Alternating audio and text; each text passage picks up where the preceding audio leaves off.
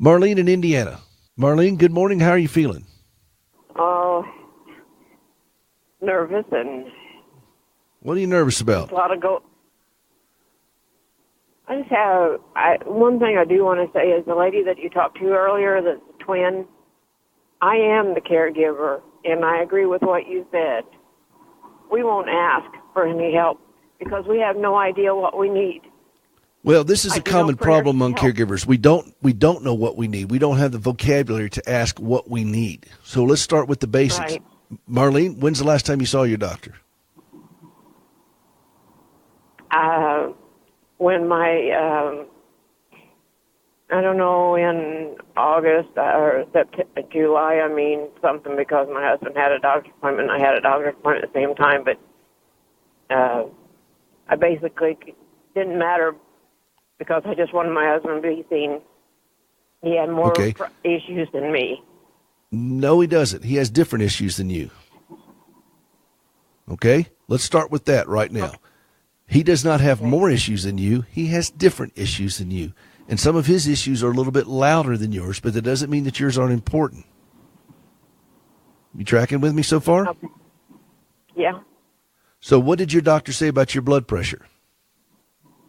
and it was okay. Okay. How about your weight? It's fine. All right. What about your cholesterol? That's okay, too. All right. So now we're making some progress here. We're checking off a list. Okay. Right. And God bless What about? me. Well, but you've got to go out and you've got to take responsibility for your body. Okay. Right. What is your husband Yeah. diagnosed with? Lung cancer. You can't fight lung cancer, but you can fight No. high blood pressure. You can Yeah. fight cholesterol. You can fight weight gain. You can fight bad diet. Those things you can fight. You cannot fight lung cancer. That's beyond your skill set. Right. Unless you're You can pray a about it. pulmonologist that deals with oncology, that's beyond your skill set. And even then, pretty much every doctor will tell you there's just some things we're not going to be able to fight very well. But we can fight Right. being a jerk. We can fight being bitter. We can fight these things. And so my next question to you is, are you in a good church situation? Yeah. I've Does been your in pastor church know my what you're whole going? life. Does your pastor know what because you're I going take- through? Yeah, because I take care of my sister and my mom and my husband. Okay. So your pastor knows that all those people are in bad shape. Does your pastor know about you? That you're doing all these things? Yeah, because I was diagnosed in 2011 with cancer, but through the stem cell transplant in 2012, I am in remission. Praise the Lord. All right. But does your pastor know that you're functioning as a caregiver on this level? Oh, yeah. Okay. They're all concerned about me. Well, and they should be. Now, let's go to another step. Have you gone to any kind of counseling? No. Would you be open to it? Well, I just don't have time. And what happens if your head and your heart and your body all start going down a dark path? What happens to these three people that you're taking care of? I don't know. That's what everybody says. I'm sorry. Well, that's okay. It's all right to cry. If everybody's saying it, you might want to listen to it. Now, you said you don't know what help looks like. This is what help looks like. It looks like you making the hard decision that you're going to have to tell your mom, your sister, your husband, everybody else, folks, I've got to take an hour and a half to drive over here, sit down with a professional, and start getting my head straight and my heart straight because this is too much for me. And if they don't like it, that's fine. They can get happy in the same shoes they get mad in.